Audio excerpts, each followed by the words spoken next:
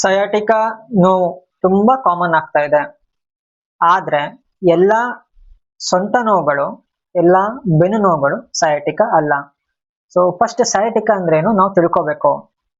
ಆಯುರ್ವೇದದಲ್ಲಿ 5000 ವರ್ಷಕ್ಕೂ ಮುಂಚೆನೆ ಗೃದ್ರಸಿ ಅಂತ ಒಂದು ಹೇಳಿದ್ದಾರೆ. ಅದನ್ನ ಇವಾಗ ಅಲೋಪತಿ ಸೈನ್ಸ್ ಅಲ್ಲಿ ಸಯಾಟಿಕಾ ಅಂತ ಒಂದು ಹೆಸರು ಕೊಟ್ಟಿದ್ದಾರೆ.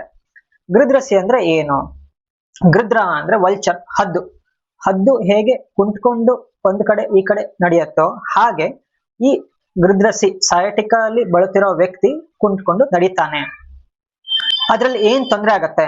ಸಯಾಟಿಕಾ ಅಂತಂದ್ರೆ ಅದು ನರ್ವ್ ಕಂಪ್ರೆಷನ್. ಸಯಾಟಿಕ್ ನರ್ವ್ ಏನಿರತ್ತೆ ಅದು ಕಂಪ್ರೆಷನ್ ಆಗಿರತ್ತೆ. ಅದ್ರದ್ದು ಮೂಲ 5 ಇದೆ ನರ್ವ್ ರೂಟ್ಸ್. ಇಲ್ಲಿ ನಿಮಗೆ ಕಾಣ್ತಾ ಇರೋ ಹಾಗೆ L4, L5, S1, S2, S3 ಇದ್ರದ್ದು ಮೂಲ 5 ಬರುತ್ತೆ. ಆ 5 ಸೇರ್ಕೊಂಡು ಒಂದು ದಪ್ಪ ನರ್ವ್ ಆಗತ್ತೆ, ಅದೇ ಸಯಾಟಿಕ್ ನರ್ವ್. ಅದು ಈ ಸೊಂಟದಿಂದ ಬಂದ್ಬಿಟ್ಟು ಪೂರ್ತಿ ಕಾಲಿಗೆ ಹಬ್ಬತ್ತೆ. ನಮ್ಮ ಕಾಲಿಗೆ ಒಂದು ದಪ್ಪವಾದ ನರ ಅಂದ್ರೆ ಅದೇ ಒಂದು. ಹಾಗಾಗಿ ಅದು ತುಂಬಾ ಕೆಪಾಸಿಟಿ ಇರೋ ಕಾರಣ ಅದಕ್ಕೆ ತೊಂದರೆ ಆಯ್ತು ಅಂತಂದ್ರೆ ಪೂರ್ತಿ ಕಾಲಿಗೆ ತೊಂದರೆ ಆಗತ್ತೆ. So compression of sciatic nerve ಅಲ್ಲಿ ನಮ್ಗೆ ಈ ನರ ಕಂಪ್ರೆಷನ್ ಆದ್ರೆ ಮಾತ್ರ ಅದಕ್ಕೆ ಸಯಾಟಿಕಾ ಅಂತ ಕರಿತೀವಿ. ಹಾಗಾದ್ರೆ ಏನಾಗತ್ತೆ? ನೋವು ಬರುತ್ತೆ, ಜೋವ್ ಇರುತ್ತೆ, ಉರಿ ಬಂದಂಗ ಆಗತ್ತೆ, ಭಾರ ಆದಂಗ ಆಗತ್ತೆ, ಕಾಲ್ಗಳೆಲ್ಲ ಭಾರ ಆಗತ್ತೆ, ಕಾಲ್ ಎತ್ಲಿಕ್ ಆಗಲ್ಲ, ಬೆಂಡ್ ಆಗಿ ನಡಿಬೇಕು ಅಂತ ಅನ್ಸತ್ತೆ, ಎಲೆಕ್ಟ್ರಿಕ್ ಶಾಕ್ ಹೊಡೆದಂಗ ಆಗತ್ತೆ, ಸೂಜಿ ಚುಚ್ದಂಗ ಆಗತ್ತೆ, ಇತ್ಯಾದಿಗಳು. ಸೊ ಬೇರೆ ಬೇರೆ ತರದೆಲ್ಲ ನೋವುಗಳು ಬರುತ್ತೆ. ಇದಕ್ಕೆ ನಾವು ಏನ್ ಮಾಡ್ಬೇಕು? ಆಸನಗಳಲ್ಲಿ ಪವನ ಮುಕ್ತಾಸನ ಒಂದು ಮಾಡ್ಬೋದು, ಭುಜಂಗಾಸನ ಮಾಡ್ಬೋದು, ಅರ್ಧ ಮತ್ಸ್ಯೇಂದ್ರಾಸನ ಮಾಡ್ಬೋದು. ಇವೆಲ್ಲ ಸೂಕ್ತ ಸಲಹೆ, ವೈದ್ಯರ ಸಲಹೆ ನೋಡ್ಕೊಂಡೆ ಮಾಡ್ಬೇಕು.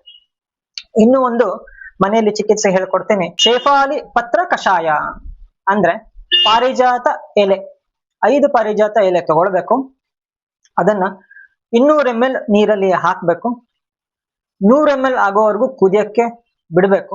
ಆಮೇಲೆ ಆರಿಸ್ಬೇಕು. ಈ 100 ml ನಾವು 3 ಭಾಗ ಮಾಡ್ಕೋಬೇಕು. 1ನೇ ಭಾಗ ಬೆಳಗ್ಗೆ 6 ಗಂಟೆಗೆ, 2ನೇ ಭಾಗ ಮಧ್ಯಾಹ್ನ 12 ಗಂಟೆಗೆ, 3ನೇ ಭಾಗ ಸಂಜೆ 6 ಗಂಟೆಗೆ ಕುಡಿತಾ ಬರಬೇಕು. ಇದು ಶಾಶ್ವತ ಚಿಕಿತ್ಸೆ ಅಲ್ಲ, ಇದು ಒಂದು ಪರಿಹಾರ ಮಾತ್ರ. ಇದರ ಜೊತೆಗೆ ಯೋಗಾಸನಗಳು ಕೂಡ ಬೇಕು, ಅಭ್ಯಂತರ ಅಂದ್ರೆ ಹೊಟ್ಟೆಗೆ ಔಷಧಿಗಳು ಬೇಕು, ಬೇರೆ ಬೇರೆ ಚಿಕಿತ್ಸೆಗಳು ಬೇಕು. ಎಲ್ಲಾ ವ್ಯಕ್ತಿಗಳಿಗೂ, ಎಲ್ಲಾ ಪೇಷಂಟ್ಗಳಿಗೂ ಒಂದೇ ಇರಲ್ಲ. ವೈದ್ಯರ ಸಲಹೆ ಮೇಲೆ ಒಂದೊಂದು ಪೇಷಂಟ್ಗೂ ವ್ಯತ್ಯಾಸ ಆಗುತ್ತೆ. ಹಾಗಾಗಿ ಸೂಕ್ತ ಸಲಹೆ ಮೇಲೆ ಚಿಕಿತ್ಸೆ ತಗೊಳ್ಬೇಕು. ಸಯಾಟಿಕ್ ಪೇನ್ಗೆ ನೀವೇನಾದ್ರೂ ನೋವು ನಿವಾರಕ ಪೇನ್ ಕಿಲ್ಲರ್ ತಗೊಂಡ್ರೆ ಪೇನ್ ಅಷ್ಟೇ ಕಡಿಮೆ ಆಗತ್ತೆ, ನರ್ವ್ ಕಂಪ್ರೆಷನ್ ಹೋಗಲ್ಲ. ಸರ್ಜರಿ ಮಾಡಿಸಿದ್ರೆ ಈ ಡಿಸ್ಕ್ ಬಲ್ಜ್ ಕ್ಲಿಯರ್ ಆಗತ್ತೆ, ಬಟ್ ಮತ್ತೆ ಬಲ್ಜ್ ಆಗೋ ಚಾನ್ಸಸ್ ಇರುತ್ತೆ. ಹಾಗಾಗಿ ಇದಕ್ಕೆ ಶಾಶ್ವತ ಚಿಕಿತ್ಸೆ ನಾವು ಆಯುರ್ವೇದದಲ್ಲಿ ಕೊಡ್ತೀವಿ. ಧನ್ಯವಾದಗಳು.